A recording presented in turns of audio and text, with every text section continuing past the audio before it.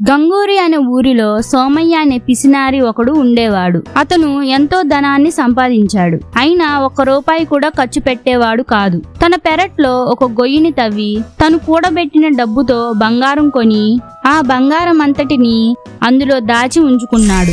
రోజు ఆ గొయ్యిని తవ్వడం, బంగారం చూసి మురిసిపోవడం, మళ్లీ బంగారాన్ని మట్టితో కప్పివేయడం జరుగుతుండేది. కొన్నేళ్ల పాటు ఇదే అతని దినచర్యగా ఉండేది. అయితే ఏ రహస్యమైనా ఎంతకాలం తెలియకుండా ఉంటుందా?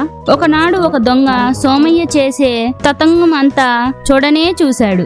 ఆనాటి రాత్రే దొంగ గొయ్యిని తవ్వి మొత్తం బంగారాన్ని ఎత్తుకుపోయాడు. మరునాడే ఎప్పటిలాగానే గొయ్యిని తవ్వి చూసిన సోమయ్యకు గుండె ఆగినంత పని అయింది. తన కళ్ళును తాను నమ్మలేకపోయాడు. ఏది నా బంగారం, ఏది?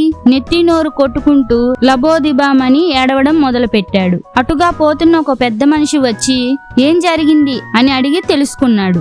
అసలింతకీ నువ్వు బంగారంతో ఏం చేయాలనుకున్నావు? అడిగాడు పెద్ద మనిషి. ఏం చేయాలనుకోలేదు, కేవలం దాచుకున్నా అని ఏడుస్తూ చెప్పాడు సోమయ్య. అలాగా?